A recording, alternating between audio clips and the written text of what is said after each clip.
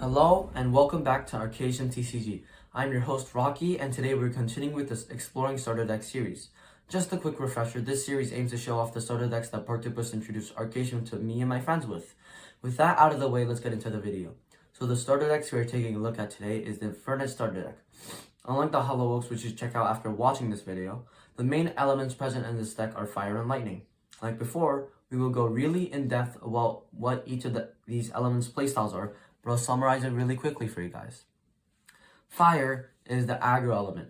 Its goal is to use its sorcerer's high power to break through the enemy's defenses quickly and win in a decisive fashion. To counterbalance this, fire sorcerers tend to have a lower health, thus making them easier to deal with. Fire spells mainly focus on increasing your sorcerer's power even more, or making your attacks more effective in other ways. Everything in this element revolves around the battle phase. Lightning is actually a very similar element to fire. It also wants to win the game as fast as possible. However, lightning achieves this by sheer speed. Its spells focus on cheating out sorcerers quickly, a play called Invocation, and stunning your opponent's ability to react immediately to your plays. Now that you know the basics of the elements in the deck, let's hop into showing you some cards.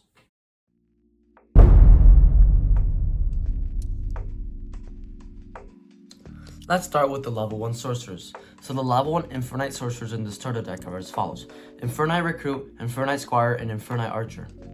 These cards all follow the stereotypical fire mold, having high power but low health. In fact, as you can see with one of them, the stats swing to one side to an extreme degree.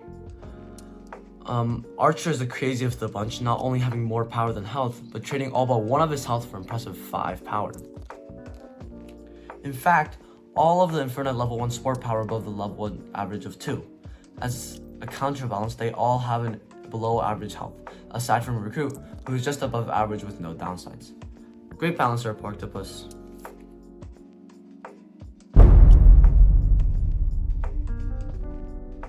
Unlike the level 1s, the levels 2s actually don't follow the power and health trend very tightly. In fact, you can see that Inferknight Berserker actually has above the level 2 average health. He is generally the safer level 2 option to hire out onto your board because he is very unlikely to get voided quickly. Your other level 2 in this deck is Inferknight Axeman. He is a far more stereotypical fire sorcerer, having above average power but below average health. Don't let his squishiness stop you from using him though. I can tell you from personal experience playing this deck that Axeman is an incredible pressure tool. Once he is out, especially if he's out during the early game, your opponent must respond to him or risk having their forces decimated.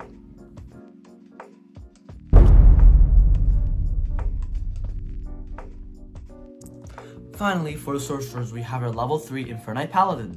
Now, you may notice that for the most part, he doesn't actually follow the trend into the Inferknight's display.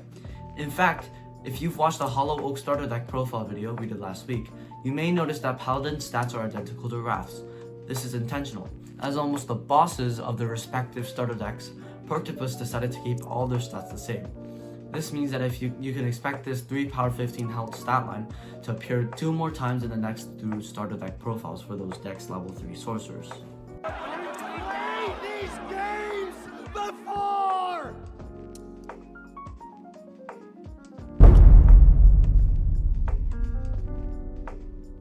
The main spells that Inferknights use are fire spells, so let's start with those.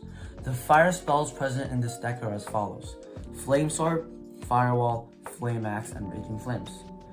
Starting with the level 1s, we have Flame Sword. This is a special type of spell in the fact that it is an attachment spell. You can tell because it says attach on the bottom of the card text. What this means is that once the spell is cast, it doesn't go to the discard. Instead, it goes under any sorcerer of your choice and becomes attached to it. Like this. While it is attached, it will provide some continuous or recurring effect, or may provide some type of buff or nerf to the attached sorcerer. Flame Sword, for instance, reads increase the power of the attached sorcerer by 1. So while a Flame Sword is attached to Recruit's power is 4 instead of 3. However, if Flame Sword were to become removed for some reason, then his power would turn to 3. Please note that once the attached sorcerer gets removed from the field for any reason, the attachment to him goes to the discard. This could be because the attached sorcerer got voided, transformed into another sorcerer, or got sent back to his owner's hand or deck due to a card effect. Next up is a much more simple spell, a normal spell, not an attachment this time. This spell is Firewall, and it has a very normal function, making your sorcerers invincible. You may think this is a slight exaggeration on my part, but I can assure you it is not. The card reads, choose one sorcerer. It is immune to damage until the start of your next turn. That sorcerer cannot be voided for one full turn. This almost eliminates fire weaknesses of having low health, as their health doesn't matter if they cannot take damage. Now if I played any element other than fire, I would probably ask Portupus about the balance, the precious balance of the game. Nice balance. But I mainly play fire, so let's just keep this between us for now, okay? I'll definitely show you all some use cases of this spell and proving how broken it is in a future battle video we have coming up with the starter deck in the future. Stay tuned. But for now, let's move on to the next one. This one is a level 2 fire spell, and one of the spells that can remove attachments that I mentioned earlier. Its name is Flame Axe. Basically, in simplest terms, this spell is an attachment, so it follows the same rules as the other attachment spells. Its recurring effect as follows. If the attached sorcerer attacks an enemy sorcerer, kill one card of your choice attached to the enemy sorcerer. So for example, let's say I have an Axeman with a Flame Axe, and my opponent has a Recruit with a Flame Sword.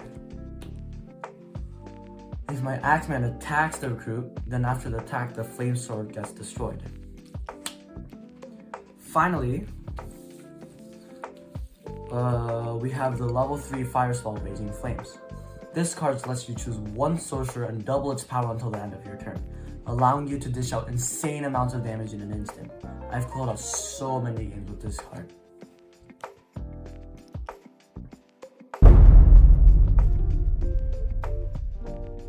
Okay, let's start with lightning spells. The first one I want to show is a level 1 lightning attachment spell called Zap Dagger. Its recurring effect is as follows.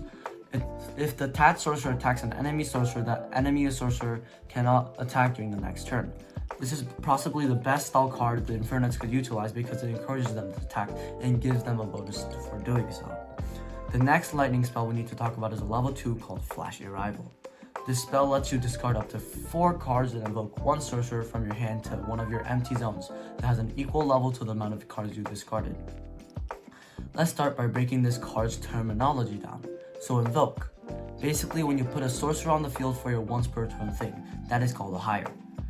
It is called a hire whether you use it to place a new level 1 sorcerer on the field or if you transform an existing sorcerer you control. You get 1 hire per turn. We're all familiar with that. Invocation is a little different. Basically, to invoke is to put a sorcerer onto the field due to a spell's effect. It doesn't take your once per turn hire, nor does it follow most of the rules of hiring. Instead, you just follow the instructions on the spell. Take Flashy Arrival right here. It could technically let you straight up get a level 3 sorcerer onto the field, and you wouldn't have to transform into it.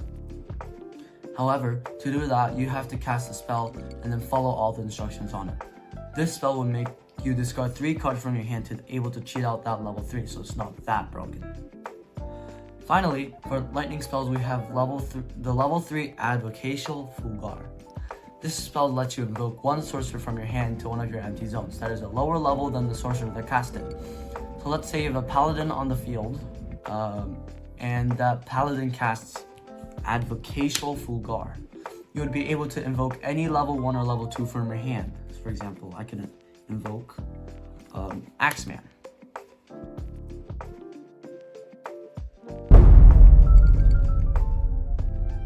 This deck only has 2 neutral spells, Disarmament and Mostly Buried Treasure.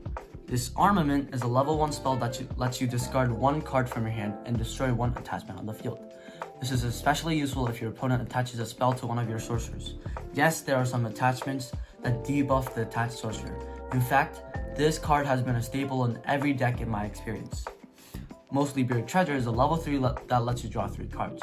Just useful to cycle through your deck faster and build a card advantage against your opponent.